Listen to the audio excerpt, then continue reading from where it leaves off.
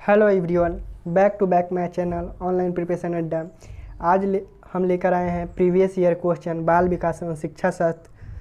Question number 1, बच्चे के विकास के सिद्धांतों को समझना शिक्षक की सहायता करता है। ऑप्शन ए, शिक्षार्थी की आर्थिक पृष्ठभूमि को पहचानने में। 2, शिक्षार्थियों को क्यों पढ़ाना चाहिए यह औचित्य स्थापित करने में। 3, शिक्षार्थियों की भिन्न अधिगम शैलियों को प्रभावी रूप से संबोधित करने में। 4, शिक्षार्थी के सामाजिक स्तर को पहचानने में। बच्चे के विकास के सिद्धांतों को समझना शिक्षक की सहायता करता है, तो इसका सही जवाब होगा ऑप्शन नंबर 3, शिक्षार्थी की भिन्न अधिगम शैलियों को प्रभावी रूप से संबोधित करने में। अब हम नेक्स्ट क्वेश्चन पर चलते हैं। क्वेश्चन नंबर 2, पुरुष स्त्रियों की अपेक्षा ज़्यादा बुद्धिमान होते, यह कथन है। ऑप्शन ए सही हो सकता है। 2, लैंगिक पूर्वाग्रह को प्रदर्शित करता है। 3, बुद्धि के भिन्न पक्षों के लिए सही है। 4, ये सभी सही है। पुरुष स्त्रियों की अपेक्षा ज़्यादा बुद्धिमान होते हैं, यह लैंगिक पूर्वाग्रह को प्रदर्शित करता है, तो इसका सही जवाब होगा ऑप्शन नंबर 2। अब हम नेक्स्ट क्वेश्चन पर चलते हैं। क्वेश्चन नंबर 3, इरफान खिलौनों को तोड़ता है और उसके पुर्जों को देखने के लिए उन्हें अलग अलग कर देता है, आप क्या करेंगे? ऑप्शन ए, उस पर हमेशा नज़र रखेंगे। 2, उसके जिज्ञासु स्वभाव को प्रोत्साहित करेंगे और उसकी ऊर्जा को सही दिशा में संचालित करेंगे। 3, उसे समझाएंगे कि खिलौने को तोड़ना नहीं चाहिए। इरफान को खिलौने से कभी नहीं खेलने देंगे, तो इसका सही जवाब होगा ऑप्शन नंबर 2, उसके जिज्ञासु स्वभाव को प्रोत्साहित करेंगे और उसकी ऊर्जा को सही दिशा में संचालित करेंगे। अब हम नेक्स्ट क्वेश्चन की ओर चलते हैं। क्वेश्चन नंबर 4,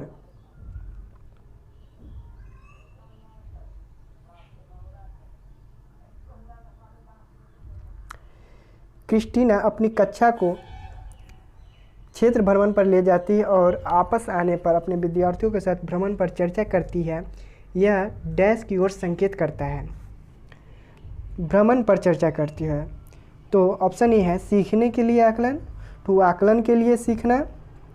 3, आकलन का सीखना। 4, सीखने के लिए आकलन। तो भ्रमण पर चर्चा करती है, तो इसका सही जवाब होगा ऑप्शन नंबर ए, सीखने के लिए आकलन। अब हम नेक्स्ट क्वेश्चन पर चलते हैं। क्वेश्चन नंबर 5, प्रत्येक शिक्षार्थी स्वयं में विशिष्ट है, इसका अर्थ है कि। ऑप्शन ए, शिक्षार्थियों में न तो कोई समान विशेषताएं होती है और न ही उनके लक्षण समान होते हैं। 2, सभी शिक्षार्थियों के लिए एक समान पाठ्यचर्या संभव नहीं है। 3, एक विषम रूपी कक्षा में शिक्षार्थियों की क्षमताओं को विकसित करना असंभव है, सही बात। 4, कोई भी 2 शिक्षार्थी अपनी योग्यताओं, रुचि और प्रतिभाओं का एक समान नहीं होते हैं, तो इसका सही जवाब होगा ऑप्शन नंबर 4, कोई भी 2 शिक्षार्थी अपनी योग्यताओं, रुचि और प्रतिभाओं में एक समान नहीं होते। अब हम नेक्स्ट क्वेश्चन पर चलते हैं। क्वेश्चन नंबर 6, सृजनात्मक उत्तरों के लिए आवश्यक है। ऑप्शन ए, विषय वस्तु आधारित प्रश्न। 2, मुक्त उत्तर वाले प्रश्न। 3, एक अत्यंत अनुशासित कक्षा। 4, प्रत्यक्ष शिक्षण एवं प्रत्यक्ष प्रश्न। तो सृजनात्मक उत्तरों के लिए मुक्त उत्तर वाले प्रश्न की आवश्यकता होती है, तो इसका सही जवाब होगा ऑप्शन नंबर 2। अब नेक्स्ट क्वेश्चन पर चलते हैं। क्वेश्चन नंबर 7, शिक्षार्थियों को डैश के लिए प्रोत्साहित नहीं करना चाहिए। ऑप्शन ए, समूह कार्य में दूसरे शिक्षार्थियों के साथ सक्रिय रूप से अंतक्रिया करने में। 2, अधिक से अधिक पाठ्य सामग्री क्रियाओं में हिस्सा लेने। 3, शिक्षक जो पूछ सकते हैं उन सभी प्रश्नों को उत्तर याद करने में। 4, कक्षा के अंदर और बाहर अधिक से अधिक प्रश्न पूछने में। तो शिक्षार्थियों को अधिक प्रोत्साहित नहीं करना चाहिए, तो इसका सही जवाब होगा ऑप्शन नंबर 3, शिक्षक जो कुछ पूछ सकते हैं उन सभी प्रश्नों को याद करने। अब हम नेक्स्ट क्वेश्चन पर चलते हैं। क्वेश्चन नंबर 8, निम्नलिखित में से कौन सा रचनात्मक आकलन के लिए उचित उपकरण नहीं है? ऑप्शन ए, मौखिक प्रश्न। 2, सन परीक्षा। 3 प्रश्नोत्तरी और खेल, 4 दत्तकार। इसमें रचनात्मक कार्य और उचित उपकरण नहीं है, तो इसका सही जवाब होगा ऑप्शन नंबर 2 सन परीक्षण। अब हम नेक्स्ट क्वेश्चन की ओर चलते हैं।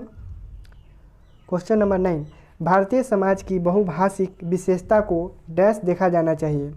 ऑप्शन ए विद्यालयी जीवन को समृद्ध बनाने के संसाधन के रूप में, 2 विद्यार्थियों को सीखने के लिए अभिप्रेरित करने हेतु शिक्षक योग्यता की चुनौती के रूप में, 3 शिक्षार्थियों के लिए विद्यालय जीवन को एक जटिल अनुभव के रूप में बनाने के एक कारण के रूप में, 4 शिक्षण अधिगम प्रक्रिया में बाधा के रूप में।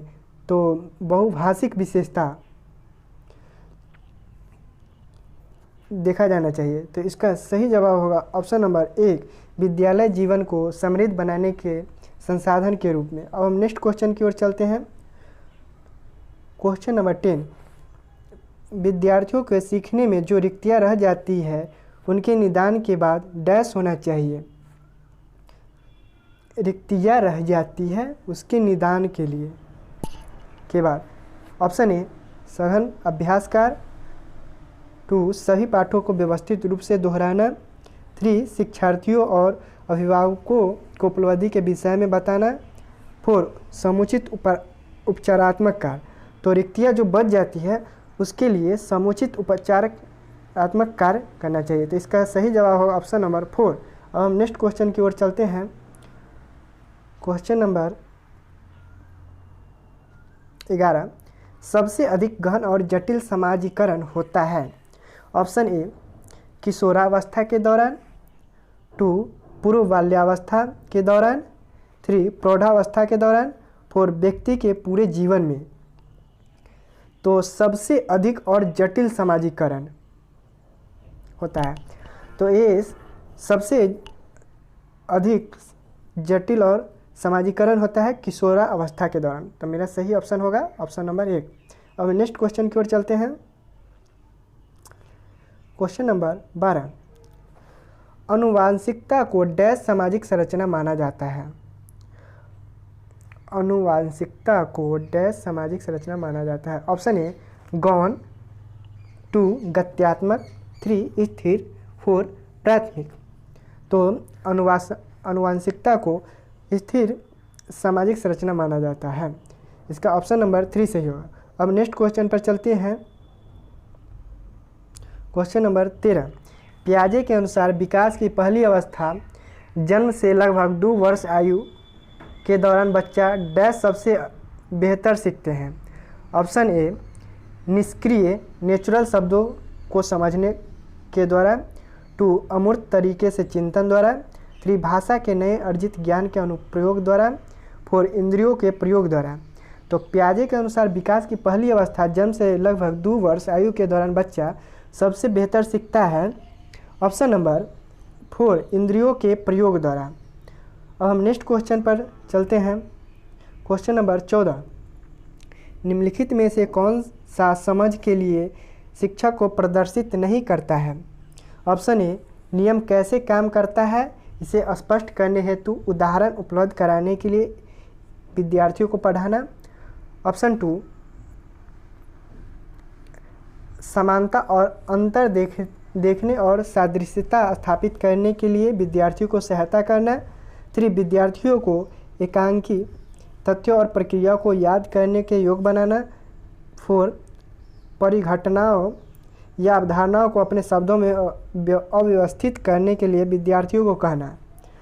तो शिक्षण प्रदर्शित नहीं कर सकता है, ये नेगेटिव क्वेश्चन है, तो इसका सही जवाब होगा ऑप्शन नंबर 3 विद्यार्थियों को एकांकी तथ्यों और प्रक्रियाओं को याद करने योग्य बनाना, एक नहीं हो सकता है। अब हम नेक्स्ट क्वेश्चन और लास्ट पे चलते हैं। सीखने का वह सिद्धांत जो पूर्ण रूप से और केवल अवलोकन व्यवहार पर आधारित है सीखने के लिए डैश सिद्धांत से संबंध है। ऑप्शन ए विकासवादी, 2 व्यवहारवादी, 3 रचनावादी, 4 संज्ञानवादी। तो इसमें पूर्ण रूप से केवल अवलोकनीय व्यवहार पर आधारित होती है, तो इसका सही जवाब होगा ऑप्शन नंबर 2 व्यवहारवादी। अगर आप इस चैनल पर नए हैं तो लाइक, सब्सक्राइब एंड शेयर करना न भूलें और सब्सक्राइब करते समय बगल का आइकन बटन दबा दें ताकि मेरा न्यू लेटेस्ट वीडियो आपको मिल सके। Thank you.